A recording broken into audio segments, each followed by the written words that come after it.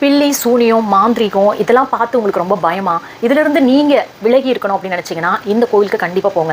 இந்த கோவிலோட பேர் வழுவூர் வீரட்டேஸ்வரர். ஏன் இந்த ஊருக்கு வழுவூர் அப்படின்னு பேர் வந்ததுன்னா, இந்த பிரளய காலம் வருது இல்லையா, அந்த நேரத்தில் இந்த ஒரு ஊர் மட்டும் வழுவி இருந்துச்சான். அதாவது தப்பிச்சு, அந்த அழிவிலிருந்து தப்பிச்சு இருந்ததுனால இந்த ஊருக்கு பேர் வழுவூர். அப்போ இறைவனுக்கே வீரட்டேஸ்வரர்னு சொல்கிறாங்கன்னா, அவர் வீர நடனம் புரிஞ்சதுனால வீரட்டேஸ்வரர்னு சொல்கிறாங்க. இந்த ஊருக்கு இன்னொரு பேர் இருக்குது, அரிவாச நல்லூர். அரின விஷ்ணு, விஷ்ணு பகவான் வந்து இந்த சிவலிங்கத்தை வணங்கியதால அரிவாச நல்லூர்னோ இந்த ஊருக்கு இன்னொரு பேர் இருக்கு.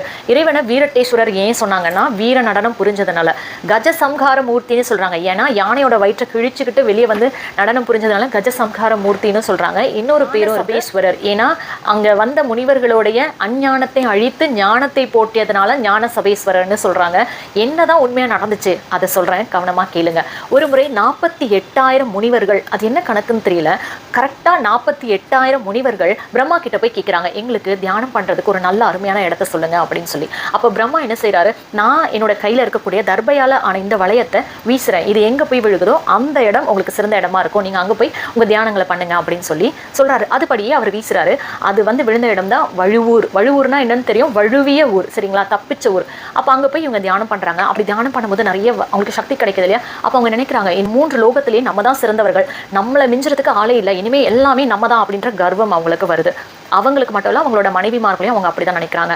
அப்போ இவங்களுடைய கர்வத்தை அடக்கிறதுக்காக சிவன் விஷ்ணுவும் இங்கே வராங்க. சிவன் மார் வேடத்தில் வராங்க. சிவன் தன்னுடைய கையில் கபாலமும் சூலமும் வச்சிருக்காரு. இவங்க 2 பேரும், அந்த விஷ்ணு வந்து ஒரு மோகினி, அழகான பெண் உருவத்தில், மோகினி போன்ற அழகான பெண் உருவத்தில் வராரு.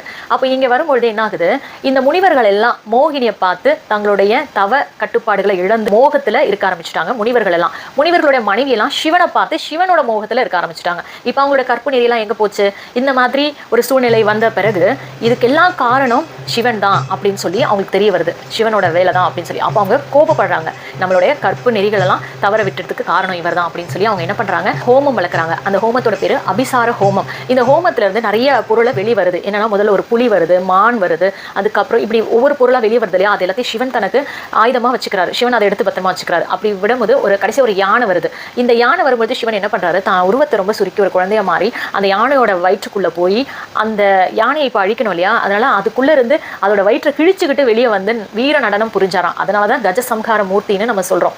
அந்த மாதிரி செஞ்ச பிறகுதான் இவங்க எவ்வளவு பண்ணாலும் சிவனை அழிக்க முடியாது இல்லையா. அப்பதான் அவங்க அந்த முனிவர்கள் 48,000 பேர் தன்னுடைய தவறை உணர்ந்து சிவன் கிட்ட மன்னிப்பு கேட்கிறாங்க. இங்க கஜசம்ஹார மூர்த்திக்கு பின்னாடி மறைமுகமா ஒரு யந்திரம் இருக்கு. இந்த யந்திரத்தை நீங்க வழிபடுறது மூலமா நம்ம பில்லி சூனியம் ஏவல் மாந்திரிகம் போன்ற பிரச்சனைகள் இருந்து ஈஸியா வெளியே வர முடியும்.